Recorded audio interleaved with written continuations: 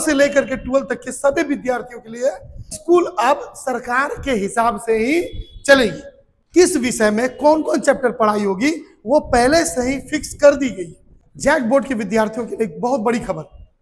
JAC board ने अपनी शिक्षा पद्धति में कुछ एक बहुत ही इंपॉर्टेंट बदलाव किए हैं, जिसको जैक बोर्ड के सभी विद्यार्थियों को देखना बहुत जरूरी है। ये जो बदलाव है सरकार ने किया वो केवल किसी एक पर्टिकुलर क्लास के लिए नहीं किया कि 9 या 10 या 12 के लिए, ये 1 से लेकर के 12 तक के सभी विद्यार्थियों के लिए। बाकी यूट्यूब पर रोज रिजल्ट निकल रहा है, ये बदलाव किया गया है। आज 11 मई 2025 है, दिन रविवार। आज हिंदुस्तान के पेपर में एक खबर छपी जिसको जैक बोर्ड के सभी विद्यार्थियों के लिए देखना बहुत अनिवार्य है, बहुत जरूरी है। तो हम लोग चलो इस पेपर ये पेपर का कटिंग है, इसे हम लोग शुरू से पढ़ते हैं। तो हमारा हेडिंग कुछ इस प्रकार है, स्कूलों का एक शैक्षणिक कैलेंडर तय कर दिया गया है। मतलब झारखंड सरकार ने सरकारी सभी स्कूलों के लिए एक कैलेंडर जारी किया है। अब कैलेंडर की क्या खासियत होगी, कैलेंडर में क्या बदलाव किया गया, इससे हमारे एजुकेशन में क्या बदलाव होगा, पढ़ाई में क्या चेंजेस आएगी, उसको हम लोग समझने की कोशिश करते हैं। ठीक है, झारखंड के सरकारी स्कूलों का शैक्षणिक कैलेंडर तय कर दिया गया है। राज्य के सरकारी स्कूलों का एक शैक्षणिक कैलेंडर तैयार किया गया है। शैक्षणिक कैलेंडर और सिलेबस को 12 महीनों में बांटा गया है। मतलब जितने भी आपके सब्जेक्ट है, Hindi, English, math, science, social science, Sanskrit, सभी को 12 महीनों में बांट दिया गया है। हर महीने किस विषय में कौन सा अध्याय की पढ़ाई होगी इसे स्पष्ट कर लिया गया है। मतलब कि 12 महीने में 12 महीने में बांट दिया गया, और हर महीने किस विषय में कौन कौन चैप्टर पढ़ाई होगी वो पहले से ही फिक्स कर दी गई। ठीक है, मतलब स्कूल अब सरकार के हिसाब से ही चलेगी। अप्रैल 2025 से मार्च 2025 तक के शैक्षणिक कैलेंडर स्कूलों में जारी कर दिया गया है।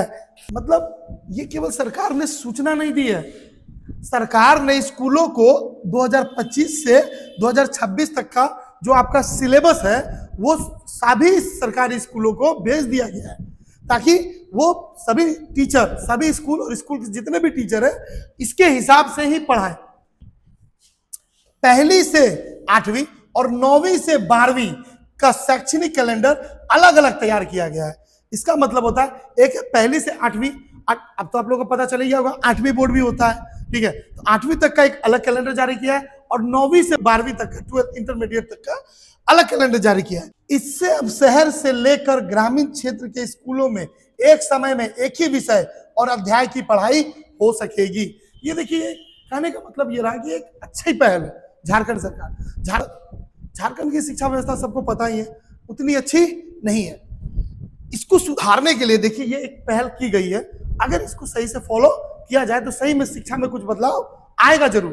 देखो ये क्या बोला, शहर से लेकर ग्रामीण क्षेत्र, शहर और गांव दोनों में ये चीज कैलेंडर भेज दिया गया है। मतलब अब होगा कि अब शहर से लेकर गांव तक सभी सरकारी स्कूलों में एक समय में अगर कोई विषय है तो उस विषय में वही चैप्टर पढ़ाया जाएगा जो सभी स्कूलों में होगी।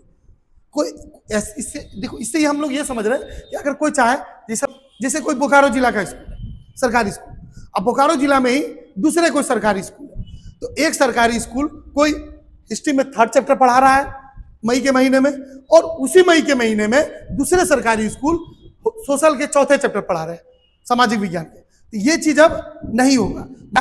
झारखंड के जितने भी सरकारी स्कूल हैं वो उसी महीने में एक उस विषय में वही चैप्टर पढ़ाएंगे जो सरकार ने उनको नोटिस भेजा है और जो कैलेंडर उन्हें भेजा है। अपने मन के हिसाब से कोई भी स्कूल अब कोई पढ़ाई नहीं करा सकता।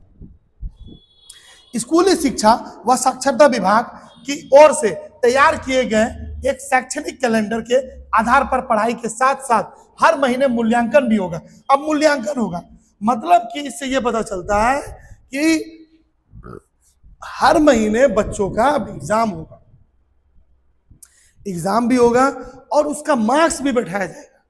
ठीक है, तो कोई ये नहीं कर सकता कि स्कूल नहीं जाएगा और घर पे ही रह करके तैयारी करेगा। मतलब स्कूल जाना अनिवार्य हो जाएगा और एग्जाम देना भी अनिवार्य रहेगा। मूल्यांकन किया। अब देखिए इसके बाद की खबर पड़ी, जिन विषयों में बच्चे कमजोर होंगे उन विषयों के लिए अतिरिक्त क्लास भी होगी। इसका मतलब होता है एक्स्ट्रा क्लास। अब जैसे मान लिया जाए मई में किसी बच्चे का एग्जाम हुआ, कोई बच्चे मैथ सब्जेक्ट में खराब हो गए या इंग्लिश सब्जेक्ट में उनका रिजल्ट परफॉर्मेंस उतना अच्छा नहीं रहा, तो वैसे बच्चों को एक्स्ट्रा क्लास देकर के उस विषय में इंप्रूव करने की कोशिश की जाएगी, ताकि उन्हें विषय के बारे में समझाया जा सके। किसी विषय में हर महीने कौन से पाठ की पढ़ाई होगी और सीखने का प्रतिफल क्या होगा, इसके बारे में भी पढ़ाया जाएगा। 8वीं के अधिकांश विषयों का एक बार जुलाई में रिवीजन किया जाएगा, जबकि दूसरी बार वार्षिक परीक्षा के पूर्व जनवरी फरवरी में भी रिवीजन किया जाएगा। मतलब इससे यह पता चलता है 8वीं के बच्चों को जितना भी विषय है एक बार जुलाई में रिवीजन कराया जाएगा। कब कराया जाएगा? जुलाई में। और दूसरी बार जो रिवीजन होगा फाइनल एग्जाम से ठीक पहले यानी जनवरी या फरवरी में रिवीजन होगा। अच्छा, इससे ये बात और पता चलती है कि मुझे लग रहा है जहां तक जुलाई में एक बार रिवीजन कराएगी तो मेरे ख्याल से अगस्त या सितंबर में वो हाफ ईयरली एग्जाम लेगी, अर्धवार्षिक परीक्षा जिसे बोलते हैं। ठीक है, अब पढ़ते हैं औचक निरीक्षण में की जाएगी जांच। शैक्षणिक कैलेंडर के आधार पर पठन पाठन की जांच के लिए स्कूलों को औचक निरीक्षण के लिए भी किया जाएगा। इसका मतलब है उस पर नजर रखी जाएगी, उस पर जांच बैठाया जाएगा कि हर स्कूल जो सरकार ने कैलेंडर जारी किया है महीने के हिसाब से वो कोर्स उस सही समय पे कंप्लीट करा रही है कि नहीं।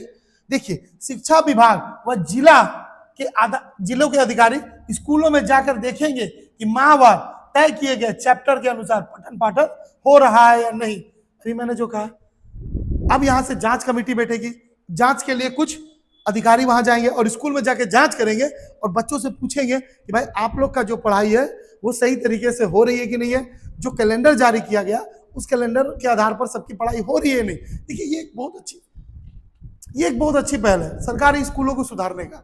अगर इस तरह से रियलिटी में अगर ये चीज को फॉलो किया जाए तो स्कूल की जो सरकारी स्कूल की जो छवि है पहले तो वो तो सुधरेगी, उसके साथ स्कूल के बच्चों को, जो सरकारी स्कूल के बच्चे हैं उनके एग्जाम के परफॉर्मेंस में भी इंप्रूवमेंट होगा। ठीक है, लेकिन कहने की बात कहते हैं ना कि जितना कहा जाए सरकार से उतना अगर हो जाए, उसका 50% भी कर देना तो सही है। मतलब कि सरकार जितना कहे उसका 50% भी अगर हो जाए तो हालत में सुधार होगी। लेकिन अब देखते हैं इसका क्या प्रभाव पड़ता है। ठीक है, लेकिन हाँ एक चीज है, 2025 से ये नियम लागू कर दिया गया है। और हाँ, अब आते हैं जैक बोर्ड के 10th और 12th के 2025 के रिजल्ट की बात। देखिए, रियलिटी यही है कि जैक के तरफ से कोई भी आधिकारिक सूचना नहीं की गई है। ठीक है, अभी तक कोई ऐसी सूचना नहीं आई है कि जैक कब रिजल्ट जारी करेगा। ठीक है, बाकी यूट्यूब पर रोज रिजल्ट निकल रहा है, आप लोग रोज देख सकते हैं। ठीक है, लेकिन सच्चाई यही है कि जब तक जैक कोई आधिकारिक सूचना जारी नहीं करेगा, जब तक रिजल्ट जारी नहीं होगा, बाकी जितने भी लोग हैं वो सब अपना प्रिडिक्शन लगा रहे हैं, मतलब एक अनुमान लगा रहे हैं कि हाँ भाई आज निकलेगा, कल निकलेगा। अब यूट्यूब पे देखोगे तो रोज सुबह आ जाता है कि आज जारी हो रहा है, आज ही जारी हो रहा है। इतना ज़्यादा पैनिक होने की जरूरत नहीं है, न्यूज़पेपर को देखते रहिए। ठीक है, और या फिर आजकल सोशल मीडिया का जमाना है, कभी न कभी कोई ना कोई किसी तरह आधिकारिक जो सूचना है आप लोग तक पहुंच जाएगा। इसके लिए ज़्यादा पैनिक होने की जरूरत नहीं है। रोज रोज यूट्यूब देखने से कि जैक रिजल्ट कब जारी हो रहा है, कब जारी हो रहा है, इससे जैक कर कोई प्रभाव नहीं पड़ने वाला। आपके पैनिक होने से जैक जल्दी रिजल्ट निकालने वाला नहीं है। जैक जब तक कॉपी का मूल्यांकन पूरी तरह से नहीं करेगा, पूरी तरह से मार्क्स नहीं बैठाएगा, वो पहले रिजल्ट जारी नहीं करेगा। बाकी जितने भी लोग हैं वो तो रोज दावा कर ही रहे हैं, तो आगे आपकी इच्छा। बाकी जब रिजल्ट निकलेगा उस समय देखा जाएगा। सभी को इस साल के रिजल्ट के लिए ऑल द बेस्ट। मिलते हैं नेक्स्ट क्लास में।